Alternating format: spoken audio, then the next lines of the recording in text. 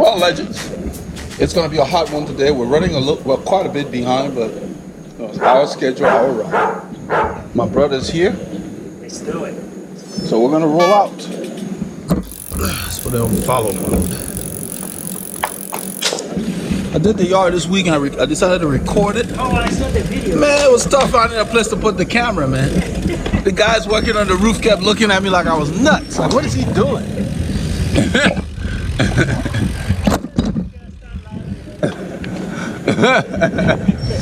And somebody said, thanks for doing something like that. Such original. Robert, that asked you, does it rough or make a kid for the Yeah, that soccer warrior 20. He's laughing. So see, look at the mailbox. See what I did with the numbers? Yeah. That's me, man. You painted it? Yeah, because it was there, but it was fitted. So show me where you find that thing, man. I was blown away that you found that thing for you liked. Well, let's turn left over What here. Paul was talking about is there was a cover on the back of my light that fell off. That it was very And I found it the next day coming back from a ride. Because it's not something that anybody would care to pick up, even a kid. That's what we're talking about here. And it's distinctive, but it's not eye-grabbing. Let's put it that way. On this ride, Paul and I left Northampton, went up into the woodlands. On Flint Ridge, Mo joined us. We went and hooked up with them. We had some technical difficulties, so what you see there, really, we ended up with screenshots, more like time-lapse photography as opposed to a video. So basically, we had to substitute Sunday's ride, which I did without Paul, for the clips today. So we've got some bonus material from Saturday that will come after the clips, but we've got a replication of what we did on Saturday. I did it again on Sunday with the same group because our theme going forward here is riding with a faster group week to week after building your base and getting into your preseason training. So this will be a series that we will hopefully use to help those of you who want to get fast.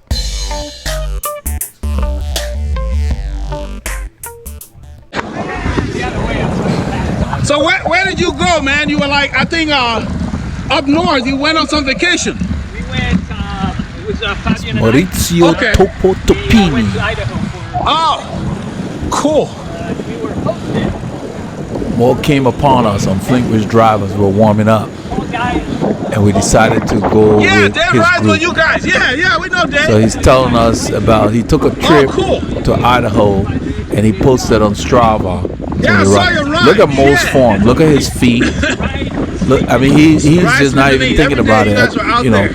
I Mo saw you is a holding the former bike in the air. That was professional cool. bicycle racer from Italy. For those of you who are not familiar, this is what a pro looks like on the bike. That was cool, Mo. Just look at his feet. It's just automatic, just smooth. So you gotta get a good fit, and then you have to practice, and that's how you're supposed to look. Yeah. Just effortless. Wow. So you find me for an hour. Yeah. Yeah, I saw your rides. I was like, man.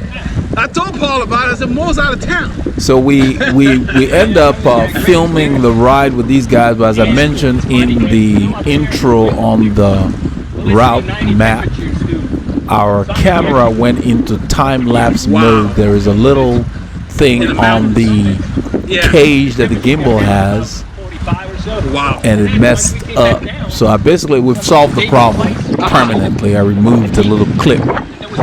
Sometimes they would change the mode without us being aware, turn the camera on without us being aware. So just a poor design of the cage that the gimbal uses.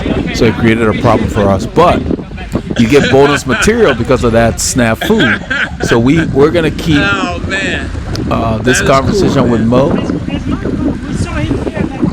Yeah, I we want you saw guys Dave, to just yeah. watch Mo. He's just smooth. Okay. Just the legs are moving. When your saddle is set up correctly, your fore aft, your shoes, your cleats. Yeah, yeah. And you can see he's pulling back through the pedal phases. So I think it's a good shot. So you have to aspire to that as a cyclist. So 3 days after we left, Your bike should be an extension of your body.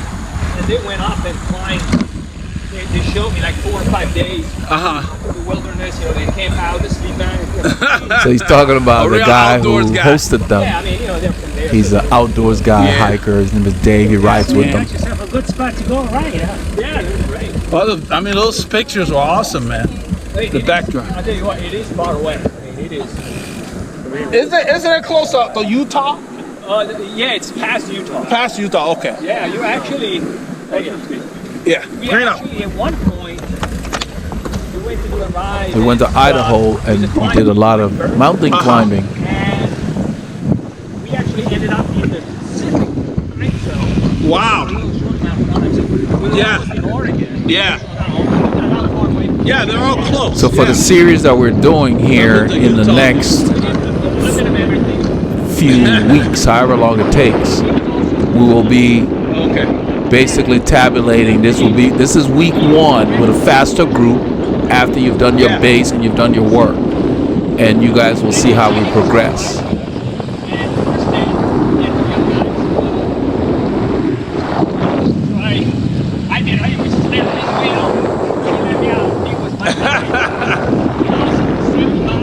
So he's sharing the adventures that they had in Idaho with us.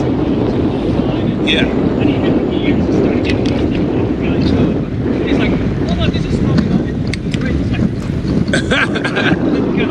He was telling us they would climb for an hour. They would climb. They had a 14-mile climb one time, and they climbed for like an hour. Yeah, man. I put the arrow there so you can keep your eye on his pedaling action. Just smooth. We're just gonna start out with you guys, and then want to do the forest. Yeah, he was very surprised when I said we're going to start with them. He did not expect us to start with them.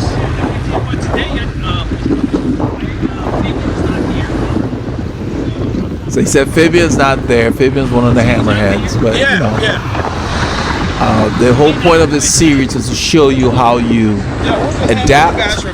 We're going to be turning left, so he's getting the left lane. It's going to be really hot, yeah. It's going to be. Mo does not do well in very hot weather, so he does his riding this time of year very early, and by 10:30, 11, he's done.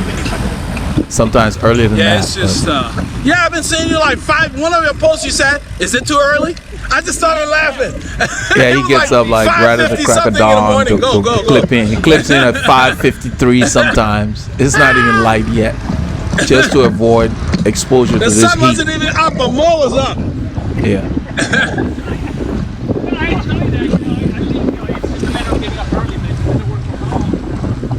Since everybody's working from home, Mo's working from home, so he gets up early, rides for maybe a couple of hours. He gets back at 8 and then starts the workday. So those of you who are out there, don't use work as an excuse. You just have to plan. Go to bed early. This work from home thing, man. Make the time. Make an appointment with your bike. Whatever you're gonna do, if you're gonna be jogging, walking, swimming, make an appointment with the activity that you want to do. No excuses. Plan and stick to it. That's what it takes. It's 24 hours in a day. Maurizio Topini. Use it properly. So we roll into the parking lot. At this point, there's not a whole lot of people there yet. So since we had the technical issue and we didn't really get the ride on this Saturday. Dan the man. Good morning. Dan from Team RR. Saturday?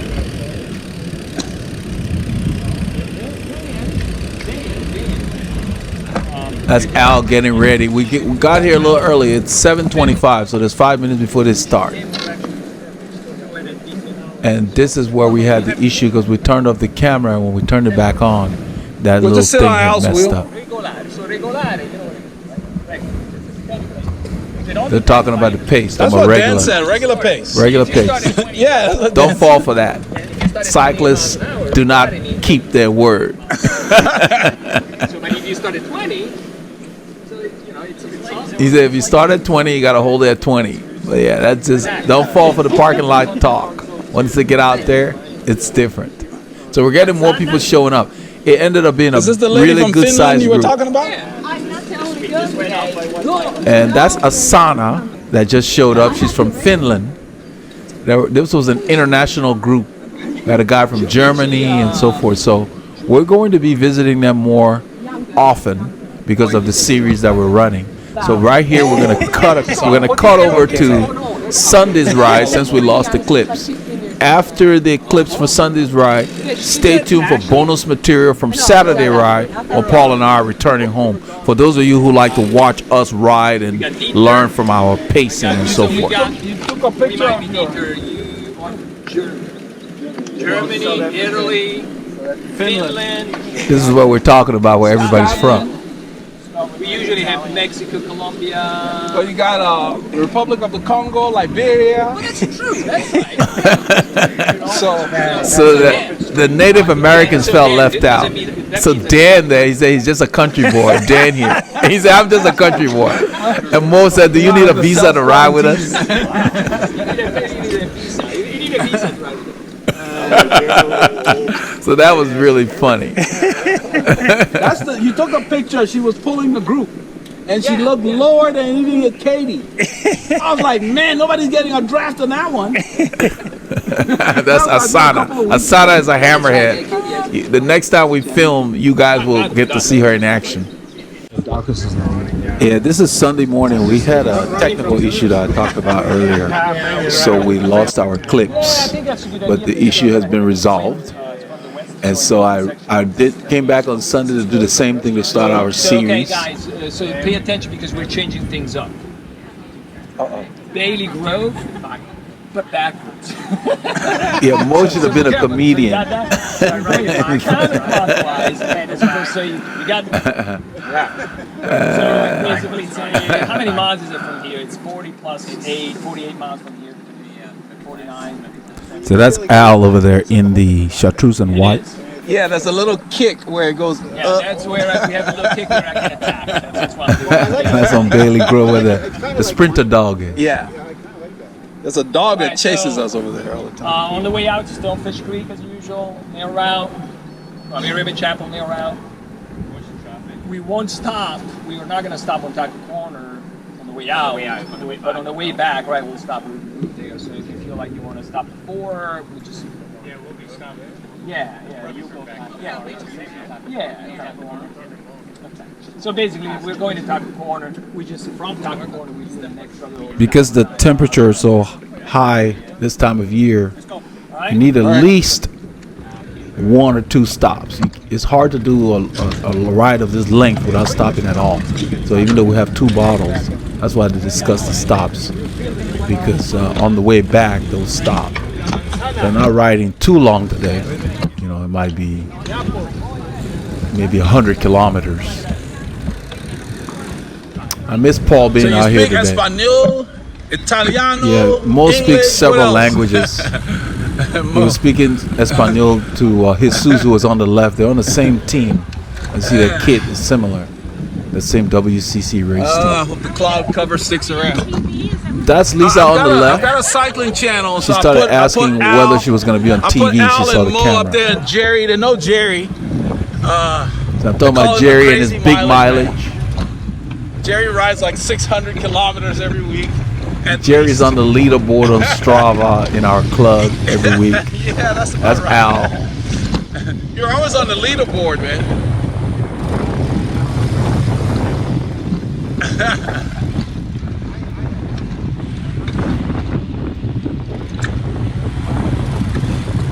The kit that Al is wearing has Can 2 on it.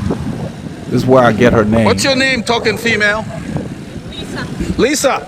She had referred to herself as the token female. That's why I've used that phrase. They're going back. Her husband forgot his water bottles in the car.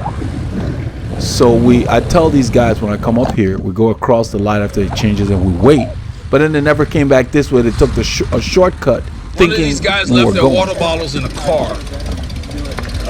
Jerry, one of these guys left their water bottles in the car, so Lisa is going back with him to get it. They left the water bottles in the car. So Lisa's going back with him to get it. Craig is the name of her husband, I found out later. We end up riding together after I pulled out of the pace line. And the other guy left his he left his water bottle in the car.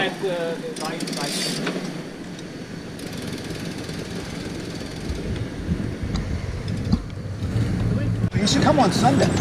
He's talking about Paul. Jerry's saying that Paul should come on Sunday because supposedly they're tired on Sunday. Don't you buy that? This was Sunday. They weren't tired. It's a little more subdued, yeah. So we pulled into the Aldi shopping center here. Yeah, so whenever he gets a day off from Sunday, we can come. But we're going to be coming more Saturdays. So I edited for time here because we waited, but they did not expect us to wait, so they took a different way, thinking they were chasing us. All right. We'll end up passing them later, you will see. So after a while, Mo says, let's go. Because it shouldn't have taken that long to get the bottle. It was a good call. So we're rolling out of here. There's a guy who showed up while we're waiting. His name is Eric. I will show you in detail when we're in the pace line. So Jesus said, we're waiting for you. Eric said, you weren't waiting for me. Lisa left, some guy that's left Eric on the right there. And that's Jesus on the left. So Jesus was being funny, like we're waiting for you. So Lisa was not aware that we were going to wait. They just took the other way. They went on Fish Creek. So they actually end up being ahead of us since we waited.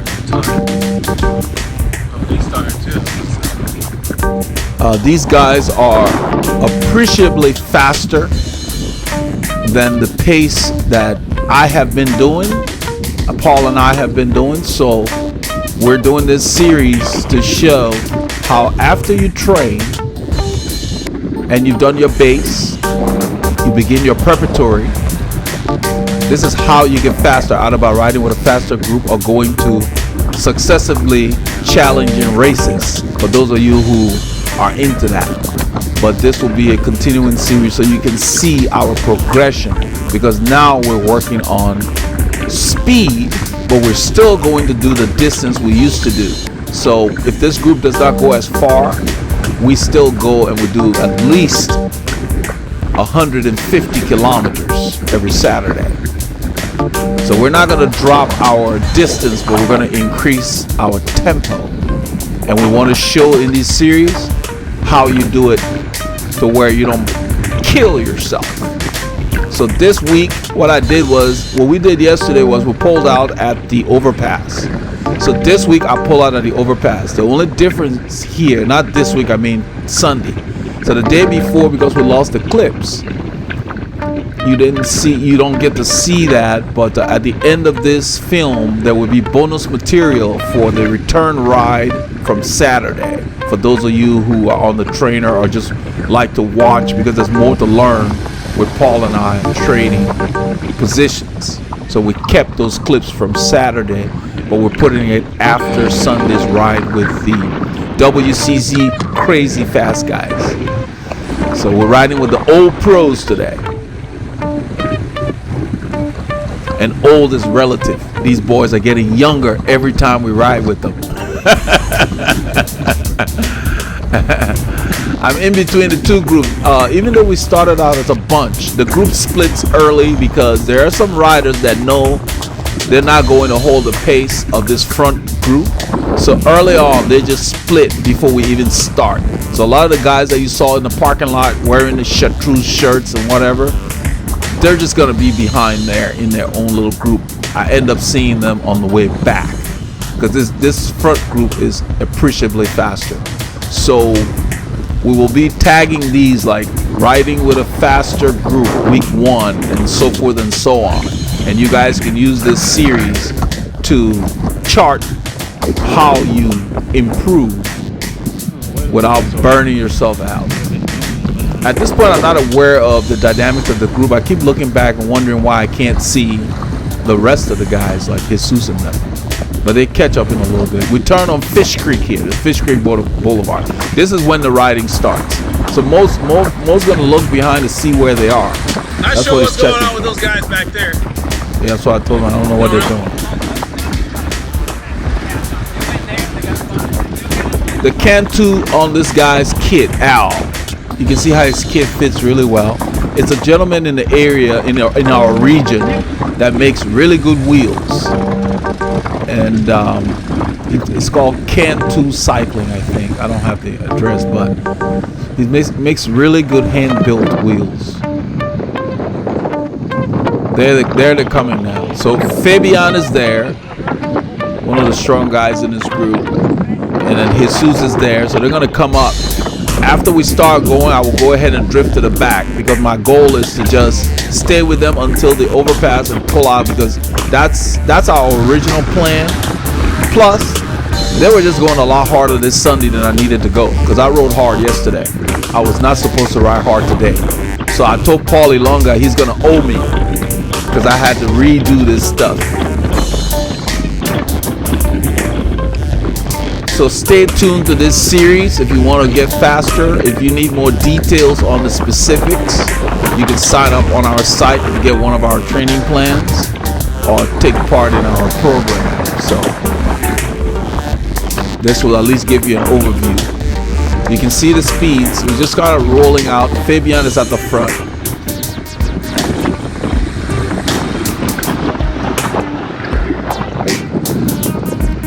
In a little while, I'm going to just pull to the side so I can get a shot of everybody as they go by.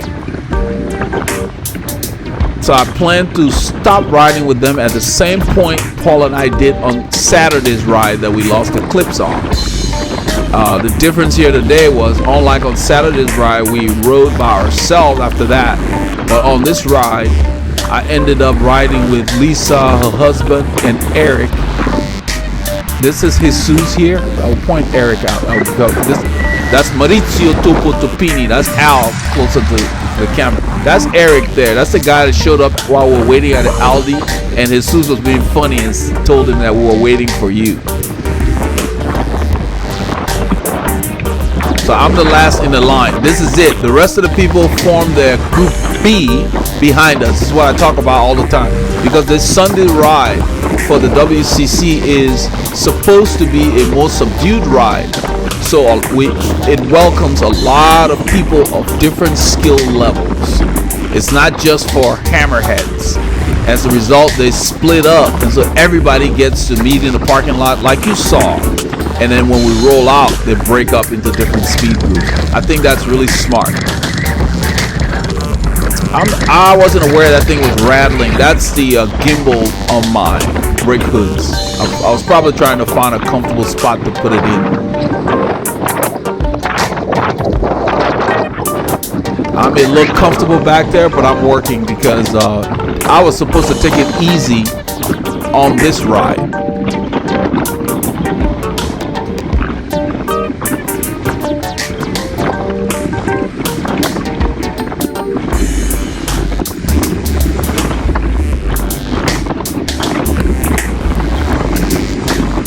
See how Mo is sitting a little to the left? That's so he can see around the other riders. The lane ends here. There is an officer that's going to be sitting in the middle of the road. He's trying to catch speeders. There he is. You see the officer's car on the left, because as you come up that hill, you can't see him. So if they're speeding up there, he catches them. We have an officer that rides with the WCC. He was in the parking lot when we started.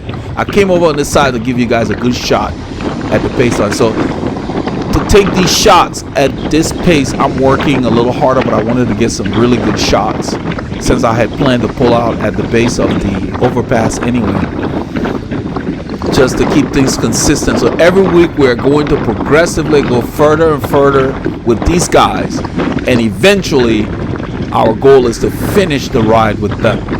So this is a long-term series of getting faster using a stronger group or a faster group to improve your skills. So we're rolling here after the downhill.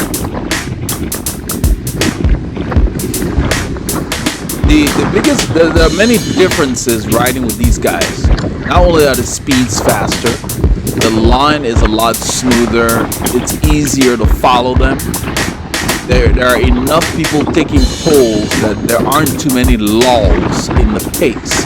So you have to prepare your engine to be able to stay on what I call high output for longer periods of time. That's one of the adaptations that you have to get acclimated to be able to successfully ride faster. That's all part of a training plan. You have to prepare yourself for that.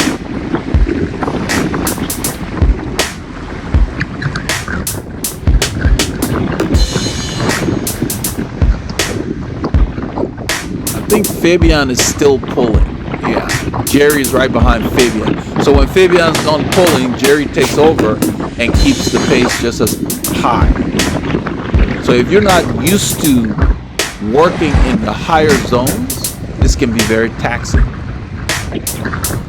Right now I'm in zone 2. I'm just entering zone 2 here. So we just came downhill and, you know, we're rolling along. I'm sitting in the draft. I'm a little off.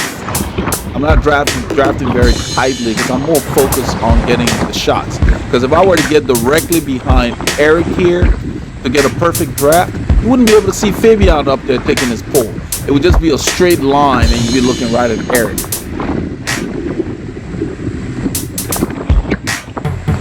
Because normally I would be directly behind him. I wouldn't be on the left here like this catching wind.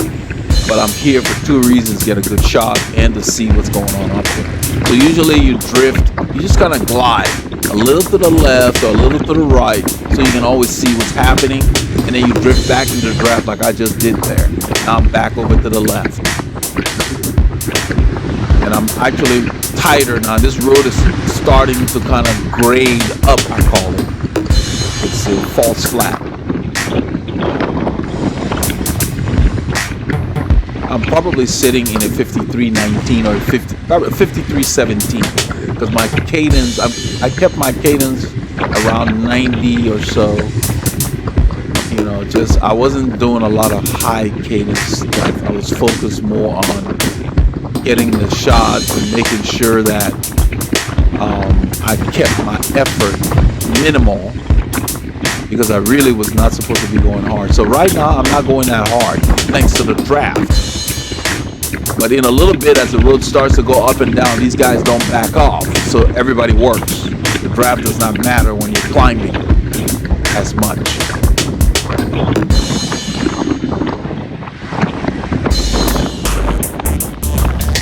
So I'm in a solid zone 2 sitting in, and which is fine. So next week when Paul and I ride with them, that's the goal. So he can draft real tightly. He and I will share camera duties so that he can focus on riding as we visit these guys more frequently to kind of tune up our engine, because after my long layoff, I lost a lot of high-speed fitness. And now that the base has been established, it's time to get it back. It would be kind of rude, as I always say, for us to expect to just show up on these guys' ride. This is the first week and expect to ride with them for 130 kilometers at their pace. That's not going to happen. You will basically fry yourself if you try.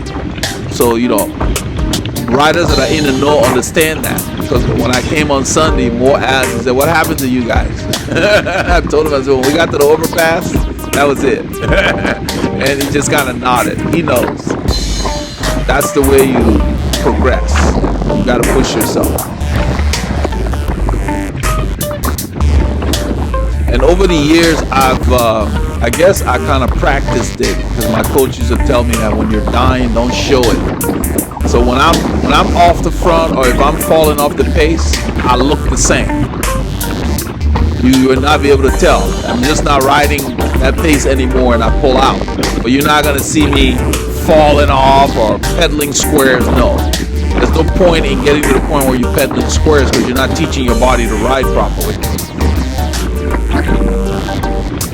It's called having a poker face. Those of you who play poker, that's what that means. You shouldn't have a tail. And one of my heroes, Greg LeMond, he said that in one of the races he was in, it's in his book. This Fabian coming off the front. Eric's going to back off and let him in. We end up working a bit after we see the gap opening. Fabian's going to pick us because Jerry takes over and he accelerates. So now we got to work a little more to get in there. Eric let that gap open too large. He should have kept it tight just for one bike length. But it wasn't too bad, you know. Every little bit counts. But what I was saying about Greg LeMond was he was riding with Hans Zimmerman in his book, and they were climbing, and he was gaining time on, I think he knew at the time. And he told Zimmerman, you know, it would be best for us to ride together as opposed to attacking each other. Let's keep the pace steady. Because it was just the two of them in a breakaway. But he said while he was saying that, he exuded comfort as if to say, I can do this all day long. And that's what you have to do. You know, you don't want to have a tail. So when you decide that you've had enough, you just pull off. You don't need to be falling apart before you do.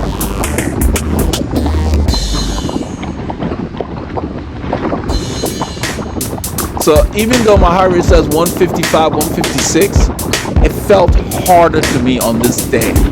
And I know why. Because I was tired.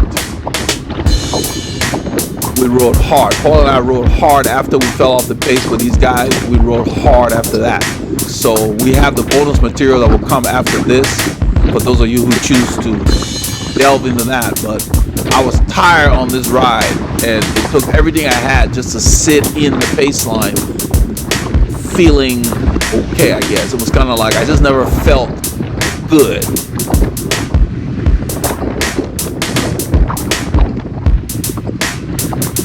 But you will see that even though I didn't feel good, by staying within myself, once we formed our, what I'm going to say, our group B, I started to feel better because I stayed under control and did not blow my engine. That's very important. Don't worry about ego. Nobody cares. Riders in the know don't care. Nobody's going to say, oh, this guy got dropped. Because they'll look like a fool to people who know cycling. Everybody gets dropped. It doesn't matter. People get dropped for different reasons. People turn around. They got to do something else or whatever. It doesn't mean anything. Nobody's keeping tabs. So don't worry about that. Pay attention to you. It's your engine that matters. If you're feeling good, you go for it because that's when you improve. You guys saw that Bull Road with Team RR a few weeks back. I think I mentioned it. That he was there on Sunday. He was taking it easy. That's the Sunday that we rode when he was keeping it steady.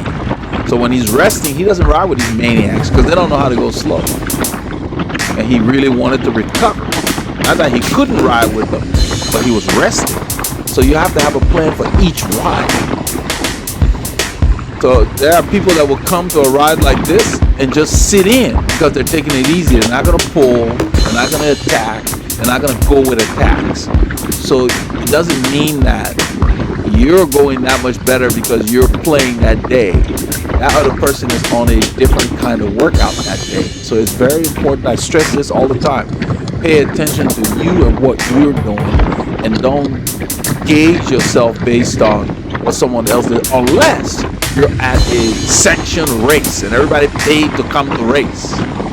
You know, and even then, somebody may be there below their form and they're just using that race for training. So even then, you can't really make that 100%. What matters is what's going on with you and your numbers. That's why people use power meters, heart rate monitors, so they can download and analyze their engine. Right here, we're going up again. It's up and down, up and down. I'm keeping my RPMs right in the 90s. You can see I spun up a little bit just to get up this little rise. But these guys are not backing off. And since I'm already tired, I'm thinking, I don't really want to work in the 170s. Right here, I'm a little above sweet spot, approaching zone 4. I should have been zone 2 or lower today, preferably really zone 1. As a milder ride per se. So I'm already above where I should be. And even if I were rested, I would probably not go the entire distance with these guys right now because my fitness for the kind of speed they're doing is not there yet. That's why we're visiting them. So, you know, I'm not at the point where I can do their entire ride with them right now. And that's why we're going to do these weekly visits or bi-weekly visits, however else we choose to, and each will be numbered. So when you see the upcoming group rides and it says Riding Faster Week 2, tune in because it's a hammer session. These boys are going hard. Everything here feels like I'm in an oven and just working. It's very humid and I just don't feel great. And I know why, because I'm tired. I should have been resting today. But we needed to get these clips to kick off our series. So he lets Jerry in and I expect the speed to pick up. So we're going this slightly downhill. These guys are pouring it on. Look at the speeds. We're approaching 30 miles an hour. And this is a couple. I think this is a couple of climbs before we get to the overpass. So I'm already planning on letting them go because it's hard here. I'm working. I don't care what my heart rate says. It needs to catch up, and it's probably suppressed because I'm tired. But I'm working here. I feel it. My legs feel it. I'm working. I'm probably in a 53:17 or something, just because with the 94. Yeah, 17 or 19, something like that.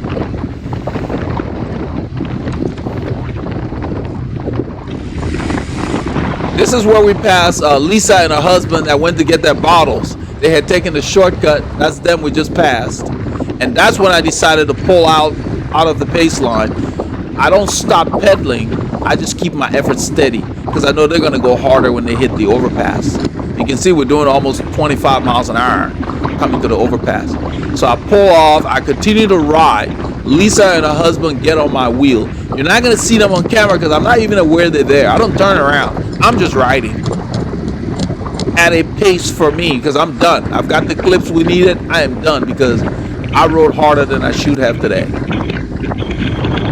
In a little bit, you will see Eric detach. Right there. He's off the pace. They're continuing to go. So now he's Group B. I'm C with Lisa and Craig on my wheel. You can see him. I edited for time. It took a little bit to catch up to him, but I didn't read. So when I caught up to him, what I did was I turned off the camera because I wasn't sure what we were going to do, whether we were going to ride together. There was really no plan. My plan was to ride to Taco Corner, get a drink because I'm using the water. I drink a lot when it's humid and hot. So I needed to go there and refill my bottles and come back home because I was once you come out here from where we live, it's at least a 4-hour ride. There's no short way back. And so I wasn't going to go any further than Taco Corner, this being Sunday. I ended up riding like 4.5 hours. It's okay to do that, but I should have done it at a more subdued pace. But now that I was at sweet spot right here, I'm not doing that much damage, and this is where I resume filming. After Raven Chapel, now we're on South Pine Boulevard, going towards Mill Route. I turned the camera on because it looked like I had a group to work with, because I had pulled and we were trading pulls. It's off camera, but Lisa had told her husband, he's on the left. That's Lisa in front of me. They're from Minnesota. They're new to the area. I ended up on the way back showing them some of the quieter routes, like through the Great Lake Estates, and they really liked that. But anyway, she had told her husband, who is in front of her right now, his name is Craig, to quit pulling so long. Before I turned on the camera while we were on Raven Chapel, before we hit the hills, he'd been sitting up there for like minutes at a time. And she told him, don't kill yourself. Why don't we take 2-minute pulls? That was just an example. She was letting him know. Basically, she was saying, let's take shorter pulls. Well, he didn't listen. And you would see him pay the price in a few kilometers.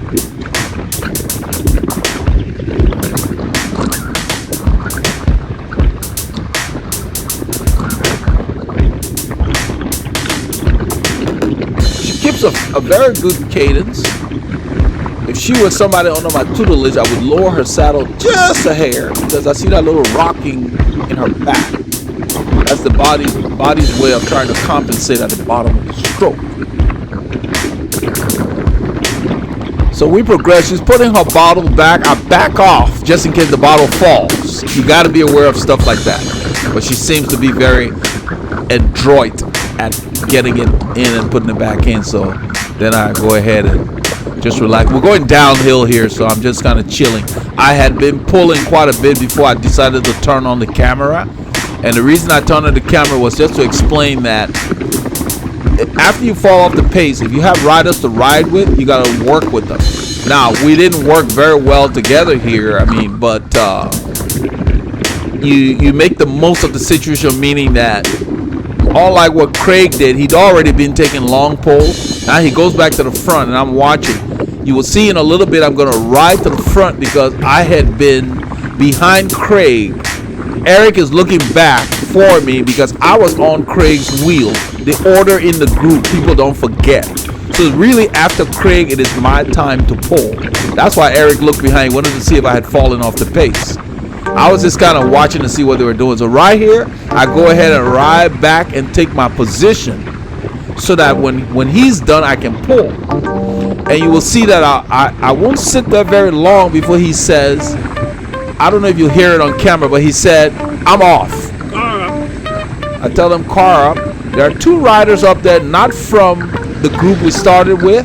They're just out here riding, a guy and his wife. We were doing the same speeds because we never made progress with them. And you'll see in a few kilometers on 2854, I decided to bridge up to them. This is where he says he was off. He literally said, I'm off. And I go ahead and take my pull. I keep the effort the same. If you look at my heart rate, it won't exceed maybe 163 thereabouts. I'm at sweet spot.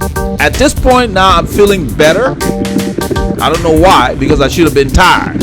But it's like the diesel has kicked in and I'm feeling better. So Paul and I had a conversation after the ride. When I got back home, we talked. And I told him that next week we'll have a different strategy. So each week we'll have a different strategy. So stay tuned for these series.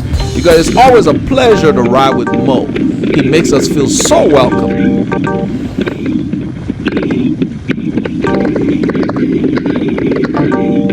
I turned the camera around. I was not aware it was going to get such a decent shot because it was in my left hand and angled real weird. So that's the light that I saw. So right here I pull off the front. I think Lisa, either Lisa or Eric takes over. Now remember, Craig had pulled, that's Eric, then Lisa goes. Then all of us, I notice a gap. And when you're riding, that's just instinct. I get on her wheel because I want to just get in. Then I realize Craig is not there. I spin the camera around, there he is. And she and I talked about it at the store, and she said that he rides in a manner where he likes to surge and then back off or whatever. I guess that's his style. But I decided to just go ahead and stay here. Now there's only 3 of us, so we're gonna have to work smarter. And those guys are up there, you know, we're using them as a rabbit, I guess. But we're not making any progress to closing that gap. At this point, I don't want to stop. I'm feeling better. We're just riding. I said, well, let's just keep riding and get to the store because Mo and them are going to come back to the same store on the way back. Not that we'll get to see them because I'm not going to wait at the store that long. But the goal was to get there, refresh our bottles, and head back before the cloud cover burns off. Because you can see, even though it's humid, the sun has not opened up yet. We get a lot of that around here. A lot of mornings is kind of cloudy until about maybe 10ish. Then the sun comes through and it really heats up.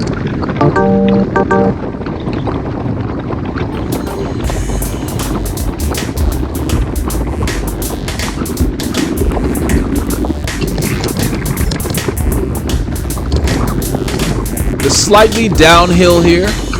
Craig is still not with us, but he's still riding back there. You see those guys up there still maintaining. So we're all doing about the same speeds. We're not gaining on them. At this point, I'm not really thinking about bridging to them or anything at all. I'm just thinking about let's just work and get to the store. Let's just work together. Eric's taking a pull.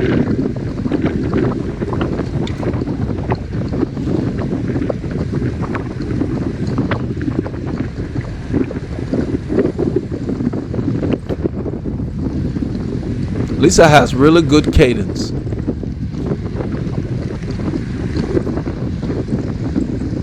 It looks very sustainable, as Mo calls it.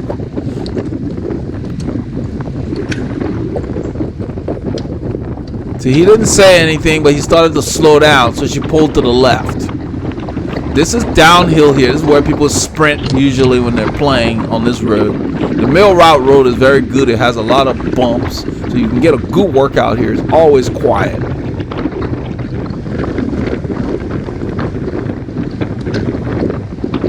In a little bit, she starts to back off. She puts her hand out that she's slowing down.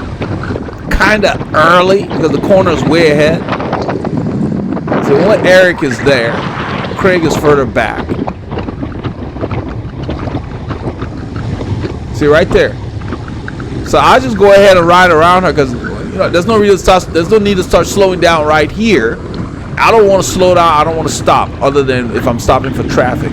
So I go wide. I look to the left. It's clear. Clear. I tell them it's clear, and then I turn. I expect them to be on my wheel because we're really not riding here. I was coasting.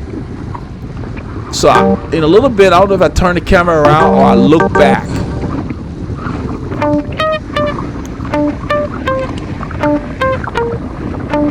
I think I must have looked back and saw that they were not really putting power to the pedal. There we go. I turn the camera around. Yeah, there's a gap. I didn't expect a gap.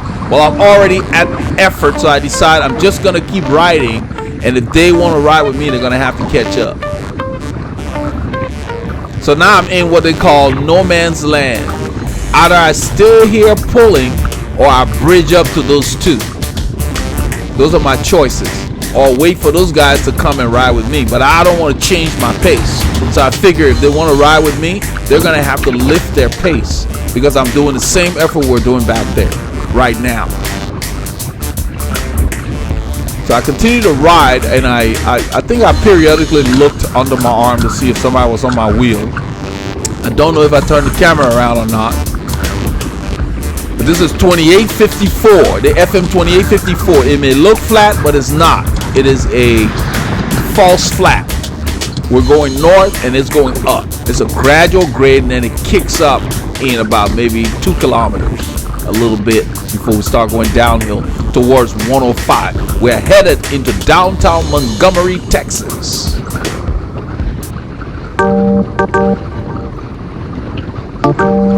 This is where I decide to bridge up. So I must have looked under my arm. You can see my effort now.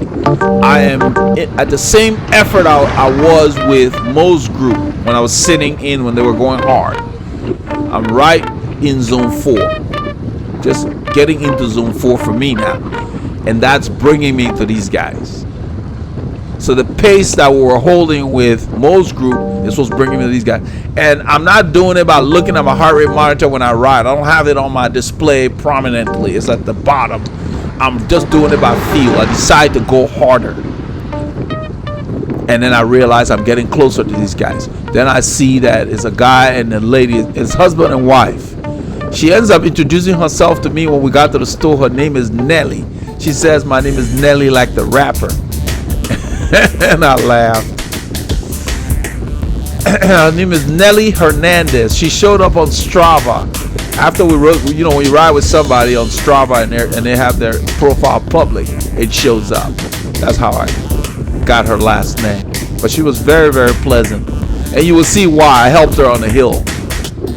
She's one of those people that panic when the road goes up. That's what her husband told me. He said he believes it's psychological. So I got to meet new people this weekend. That was good.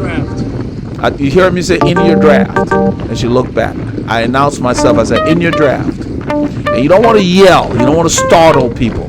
Just in conversational tone. I just said, in your draft. Always announce yourself. Don't just creep up on people's wheel that you're not riding with. Say, in your draft. Because it's almost like I'm using your draft. And look, my compatriots are back there messing around.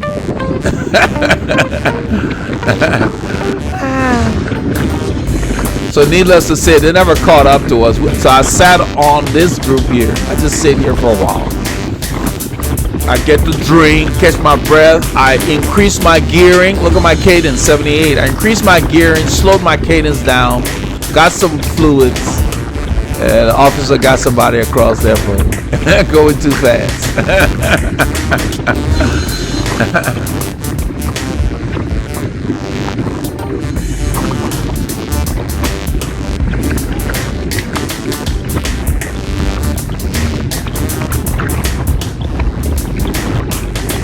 This lady is a decent rider. It's just that I think psychologically when the road goes up, she panics, and you will see that.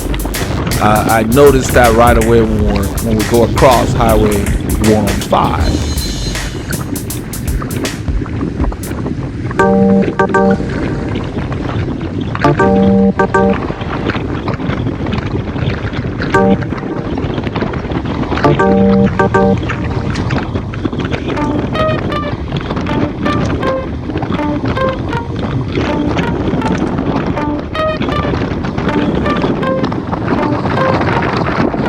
So as we start to go downhill, I back off here.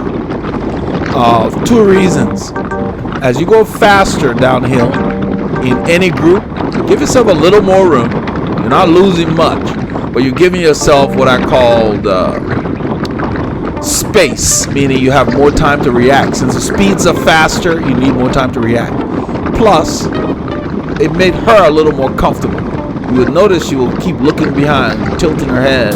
Because she, she shouldn't have been doing that, because the person behind you is not going to take you down. It's the wheel in front of you that you need to focus on. So, but I gave them a little more room, just sitting there. We're just rolling along. You can see my heart rate drop about 15 beats.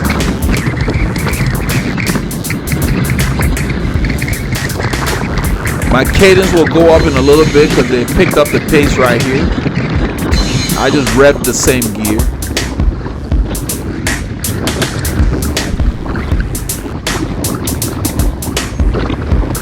And what was really cool is that we got to hit the green light. That's the officer who was writing the ticket back there.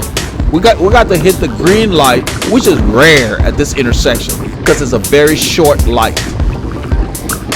Right there they back off. I'm not that far off, just a camera view. You can see I'm not pedaling, rolling at 40, 41 kilometers an hour. That's about 25, 26 miles an hour. Then the light will change to green. What I mean, I was hard catching up to them because I was not supposed to ride hard on Sunday. It was hard. I had to work hard to catch them. And right around here, the light goes green, and we go ahead and try to get through because it's short. Watch. It hit yellow. It was on maybe 15 seconds. That's because these roads don't have high volume of traffic. The one we went across is the main drag. That's 105 in Conroe. We're in Montgomery, Texas, on the outskirts of downtown. Downtown is west. She flicked her finger to alert me about debris, and I told her thank you. And then I rolled closer. So now she's a little more comfortable that I'm on her wheel for her to do that. So I gave her enough room on that downhill that she's like, okay, this guy knows what he's doing. Because people are a little leery when you're in their space. And this climb may not be much, but it's long. And a lot of times where you see that car is right now, the wind just acts like it's waiting for you and it just blows you over. Often, it doesn't matter what it is, winter, summer, whatever. All of that comes through here a lot. You mess up and you get up there and your legs are dead. If that wind is blowing right, it will stop you. So we have a lot of respect for this road. I don't care if it's not 20%. You're working. We're doing about 17, 18 miles an hour. She starts to fall off here. You see, watch her. You see, that's a tail. Her head dropped. That's a tail. That's what I'm talking about. So now she's panicking because he's pulling away. And you will see me tell her, hold your own pace. Watch. I will push her. I will ride up and put my hand on her back, right on that pocket. My hand will be out of camera, but right here, that's what I'm doing. I'm pushing her. Doing good. I said, you're doing good. And she said, oh, thank you. Stay within yourself. Find your own rhythm. Don't worry about him. Find your own rhythm. So just those few words, watch. Watch, you will see the difference. Watch. Just by me saying that, she ends up downshifting, and then I will encourage her. Right there. By telling her to find her own rhythm, she downshifted, now she got her pace. Now watch. Look at that. I push her, then boom. She starts to go. She got a rhythm now. So I told her, I said, pass him and drop him. See, I was being funny. Pass him. Don't wait for him. I said, don't wait for her because he starts to slow down. He's going to break up her rhythm. Drop him. Go. Go. And then he picked it up. See, it's over. I told her, I said, nice flat. Telling this guy good morning in French. So so right here he's in her way. She had to tell him in Spanish to go because he was slowing her down. Right there, she tell him to go. I don't know why he's slowing down. He's messing up her rhythm. So she told him go. She said something like, andale or something like that.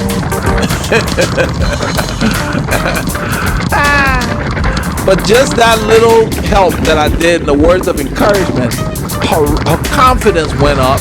And then when we got to the stores off camera, then she came over and she said, my husband tells me all the time that he believes it's psychological. I told her, yes, he's right.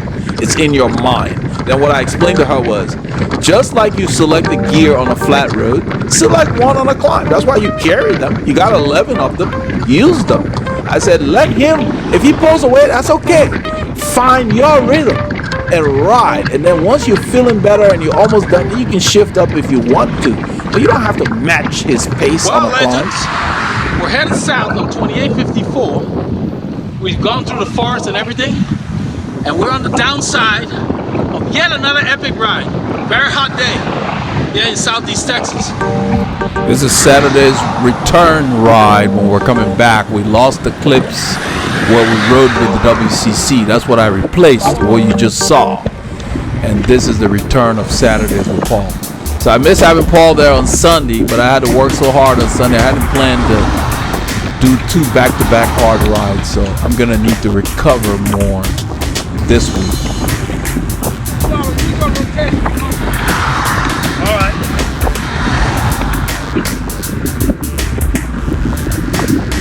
We're on 2854, it's Saturday return, and we filmed it because we decided that we're going to show that you can ride with a group like you saw in the clips, but if the group is not going as far as you want to go, then you go ahead and break off and finish your ride. So we're heading back into town. We did about 150 something kilometers. I'm telling you, I'm thinking about the pirate, Marco Pantani. Got our bandanas on. That was one person that was just born to ride a bike. That's what's born to ride. That's what Paul just said. Born to ride. Marco Pantani, Michele Bartoli. That's another guy that looks really good on the bicycle. Just the old school guys that did it without all the super fancy stuff. Moreno Argentine, the king of the Ardennes. Claudie Killian, Crick the Lion. Lots of panache.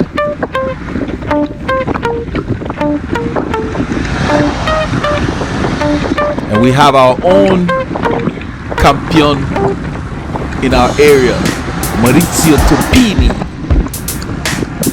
He just loves riding and he's a great ambassador for the sport. We need more people like Mo in the world. Just makes you feel welcome. Just enjoys riding the bike. He doesn't waste time. As you saw, we waited a little bit for that lady who went with Craig to get his bottles. We didn't see them after a minute or so. Time to go. Time's precious. Riding time is even more precious. So make the most of it. Make an appointment with a bike and keep it. A couple of people asked this week on the channel, how do you ride? How do you get time to ride? When I did the video about doing my yard to save money. You just need to plan. You got 24 hours in a day. Don't sell all your time. Plan and do the things that are important to you. You need time to hang out with your family. And there are people that you love that are close to you, but you need time to do the things you enjoy to do.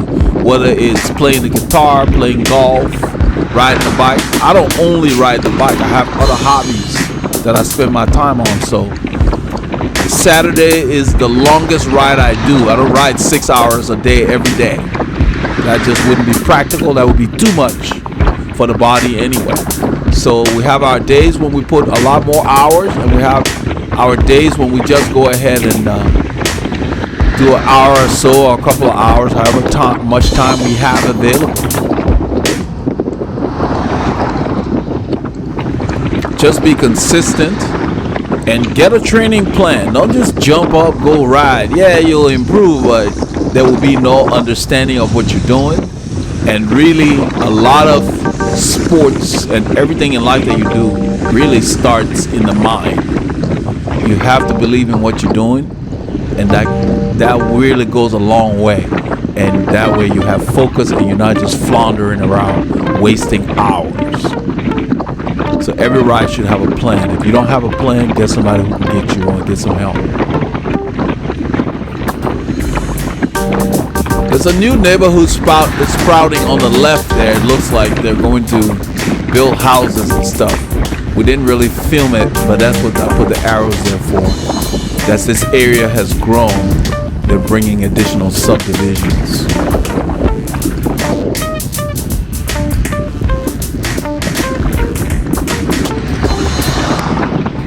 We're going back into the winter, even though it says 30 Celsius. It feels slightly cooler. It's a little humid, but the breeze was nice. We had stopped and gotten our favorite iced tea, Brisk. And on this day, we decided to try just the straight lemonade flavor, not the strawberry lemonade. It hit the spot. So you need to make sure when you're riding in hot weather, you get enough fluids. And give yourself time to acclimate to it. So if you're in air conditioning all week, don't just jump out and go ride in 90-degree weather Fahrenheit. It takes a while for the body to adapt. You got to get out there during the week and kind of let yourself get used to riding in those temperatures. But don't ride in the middle of the day when it's very hot. There's no point to that. You just spend more time trying to stay cool as opposed to putting on effort.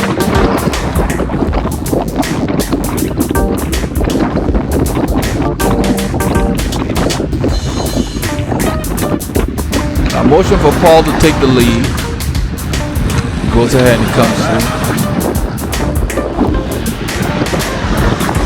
After he pulls for a few kilometers, he and I have a discussion about how we're going to go back home. Because around here you have a lot of choices picking your route.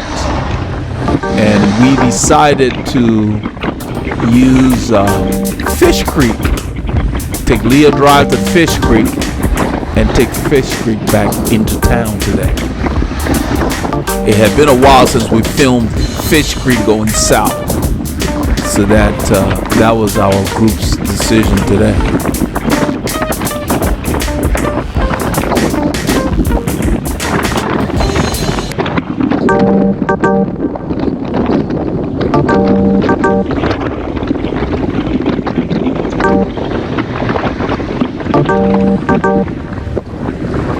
I figure it would take us a few weeks to acclimate to the faster pace of Mo's group. I'm searching for the draft for that. It ended up being on his left. The wind was blowing from the west more than from the south. What I was saying is that when I say a few weeks, it might be 3 weeks, it might be 6 weeks. I don't know. But we are going to be doing specific work in between each weekend ride to get our engine prepared for the new kind of effort.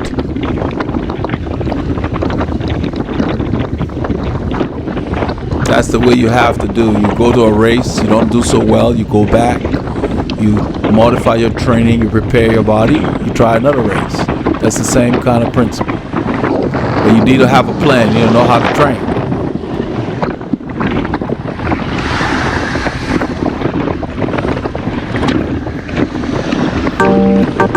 At this point, the wind has picked up. I welcome it because it keeps us cool. The speeds are a little low, but you know, low, I mean, low 22, 23. That's good, but it's keeping us cooler.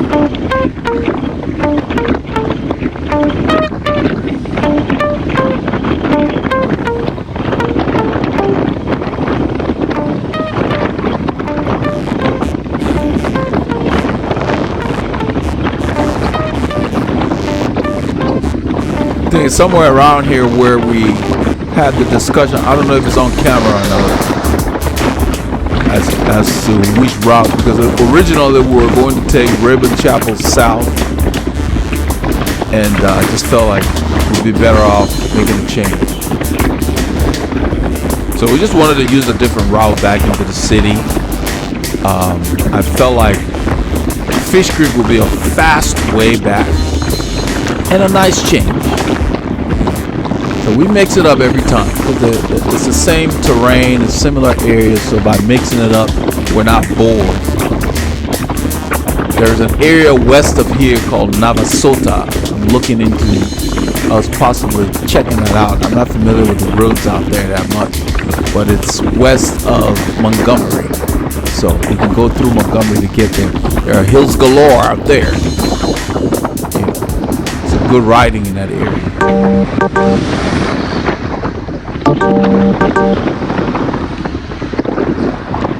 So as we ride with the faster boys in our series, we will be mixing up the different terrain in the area to keep things fresh. This is what we're talking about, the route. So Paul, give me thumbs up because it's windy. He can't hear me very well. So we're on Honia Egypt Road North. We just turned off at 2854.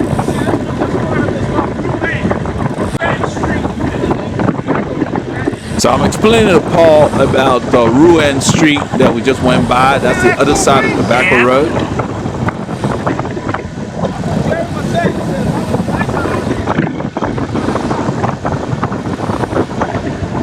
We're going to turn left here on Leah Drive off of Honia Egypt Road. It's going to take us up to Fishcreek Blvd-Ride South. I lean my bike, and I don't know what Paul was doing. I think he was messing with the camera.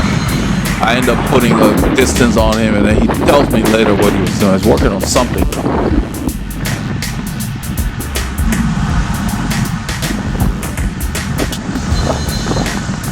So you can see I'm up ahead. I look back, he's back. I sit up, zip up my jersey, because we're going to be going into the wind, so I don't need it open.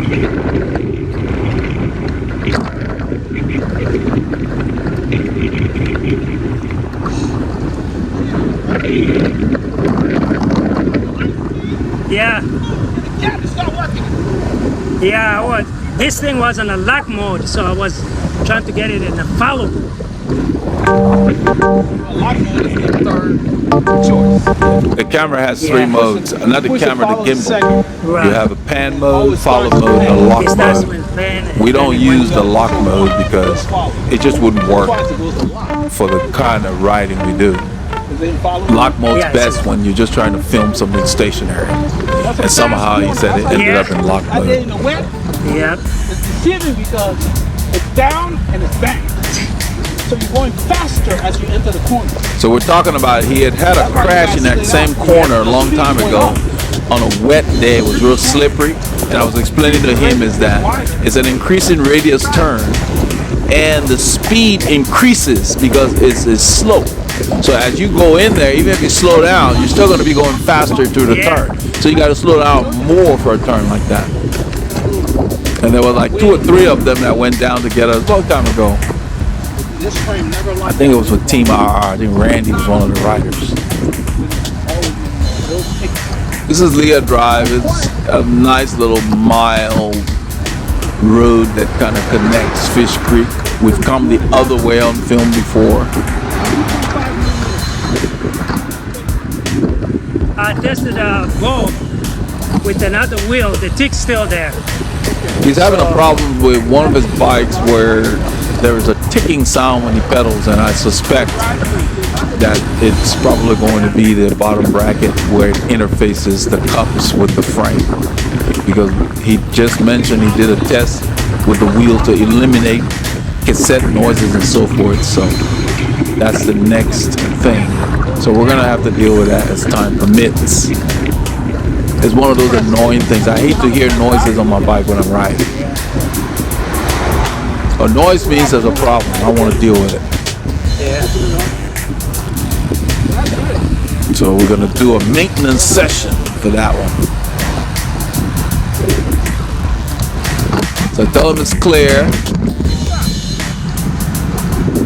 Let's do it.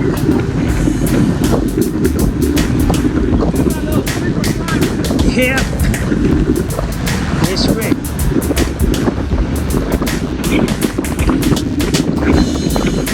It's one of these climbs that kind of creep up on you, and you really need to pay attention to how it feels and select the appropriate gear.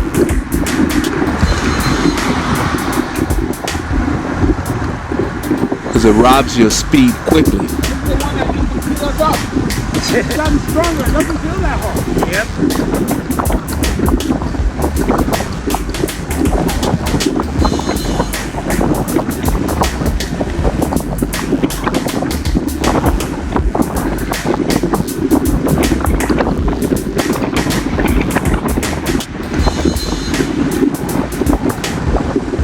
Beautiful road. Easy on the wheels.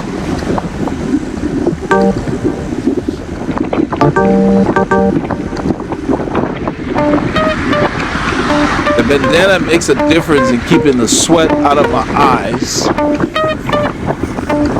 You can see the great speed cadence that I'm carrying right here.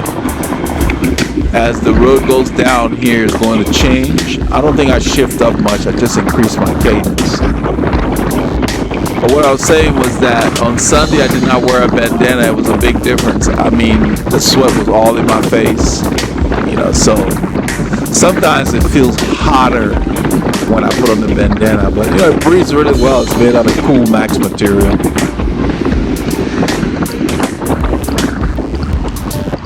I'm staying on the line there so Paul can have the lane. He's on my left because the wind's blowing from the west to our right.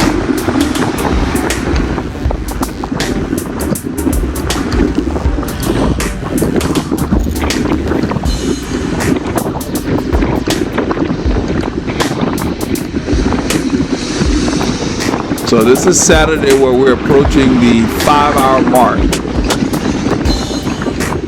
We ended up riding about 5.5 hours or 5 3/4 of an hour. We didn't ride as much as we usually do, but we didn't want to be out there in the heat of the day. This is the hottest week we've had this year, this season. So even though the wind is in our face, we decide we're going to close the ride out strong. And this road is undulating. So the wind is coming from the right and directly in front.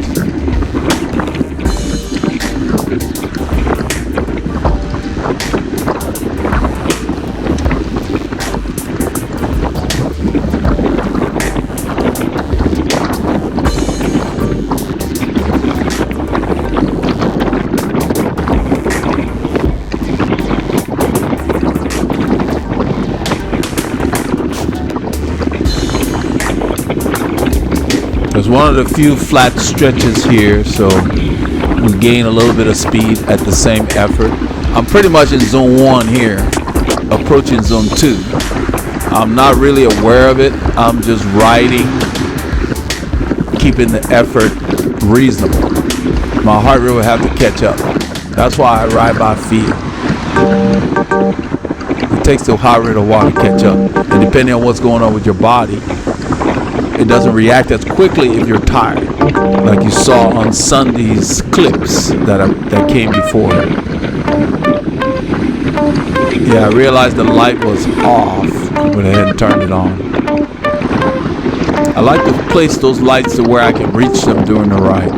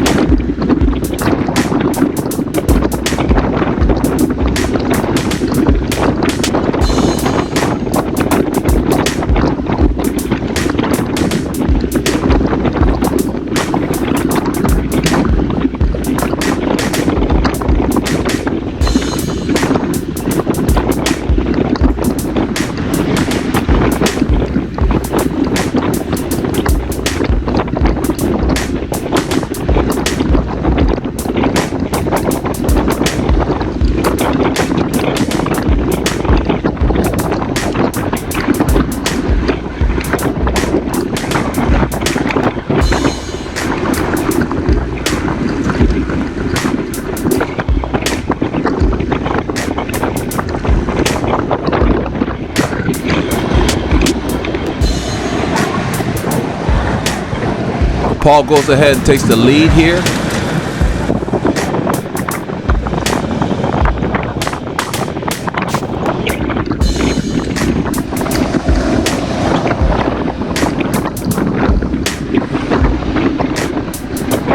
I have the camera in my right hand, but I'm on his left.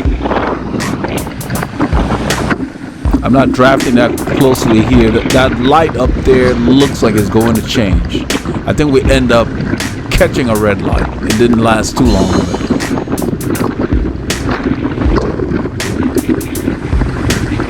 It's a short light.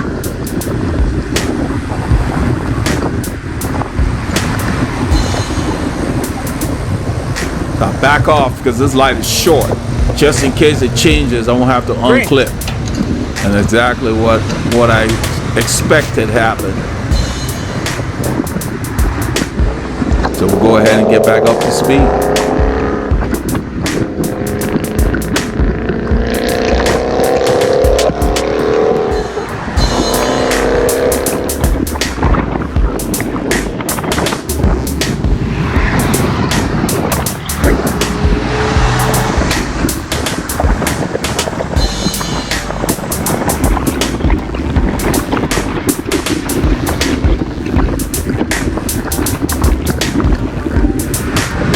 Whenever I found a better way to hold the camera, I share it with Paul because he does a lot of filming, and I think in a little bit I pull up and I show him how I'm holding the camera to avoid it rattling on the brake levers. It's in my left hand and I've got it cradled to where I wanted him to kind of see how I'm holding it, because it basically frees up your hand. Even though you're holding it, it's kind of rests in position. So your hand is just the same position on the brake hoods like you see his, but the camera is wedged in between your hand and the bars. It's like you're riding with fatter bars. That's basically what it is. So right here, I think I'll roll up alongside to show him.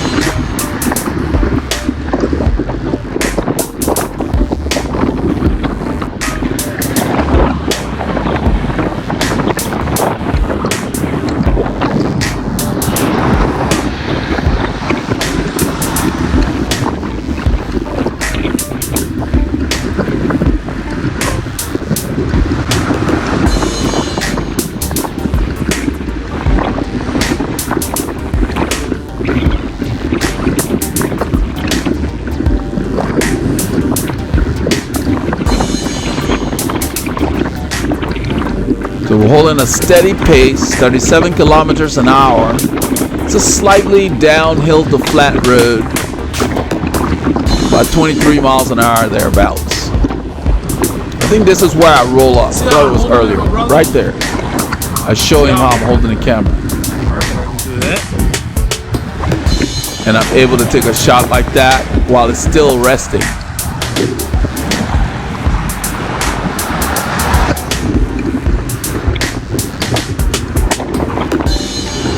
So it's definitely an acquired skill. So we practice different things and then we share between the two of us as we uncover different ways of effectively carrying that gimbal so that we can use the camera in a 360-degree radius.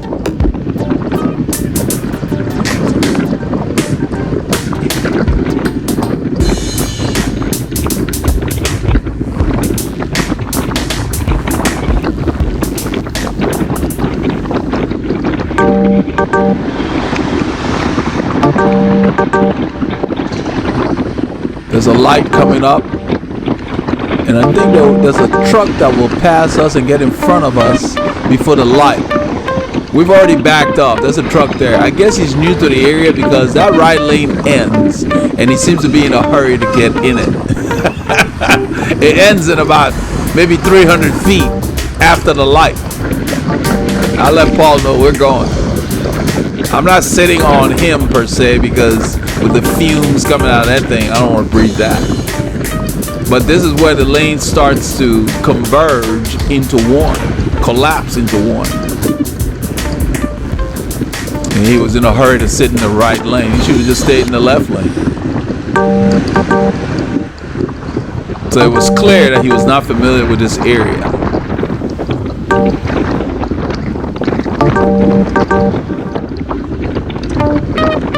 So this is one lane, but with the barrels right here, I don't want to skirt those barrels.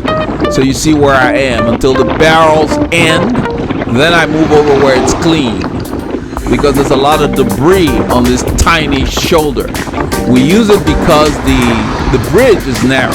You can see they're building a second bridge over there. I'm hoping they will put a wide enough shoulder on that side, because the opposite side, when we're headed north, it has a nice wide shoulder, although it's full of debris as well. It's hard to keep these bridges clean.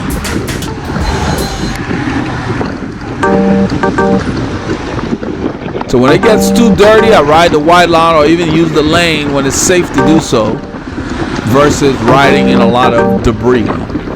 But I'd much rather ride in debris than become a traffic obstruction to where it's unsafe.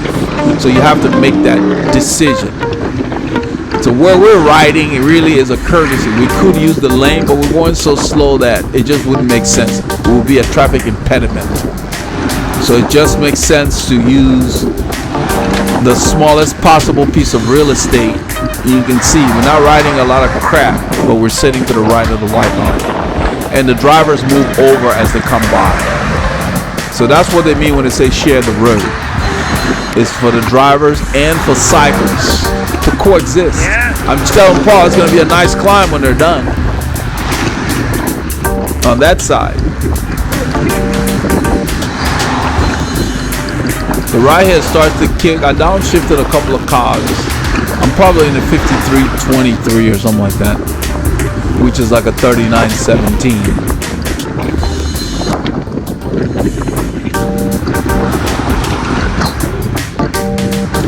They just got these cones placed to where it's almost like they arbitrarily placed them. Couldn't understand why they're over there.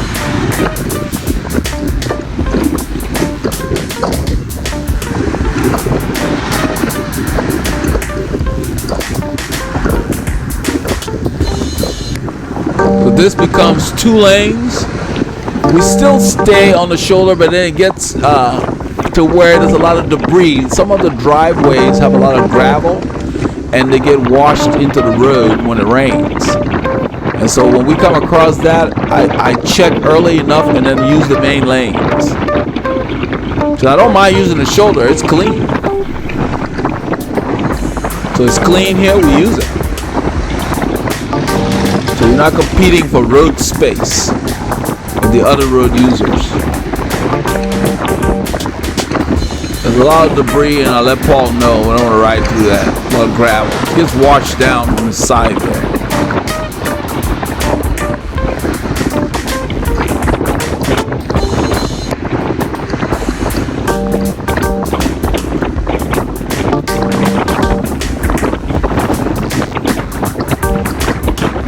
So even after that bump, about maybe half a kilometer, we're still going up on a slight, what I call false flat.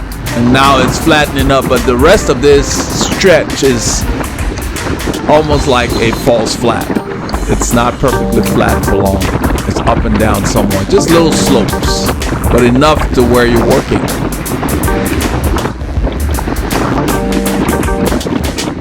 So we're approaching the intersection with Honia Egypt Road as we wrap up this ride.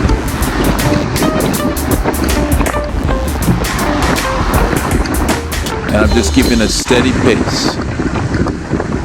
And this road is mostly up. And we just resume doing what we usually do as we head towards town. So I hope you all got a chance to get some K's in this weekend. If you didn't, get out there, keep your body moving, and keep those doctors fired. Get your K's in.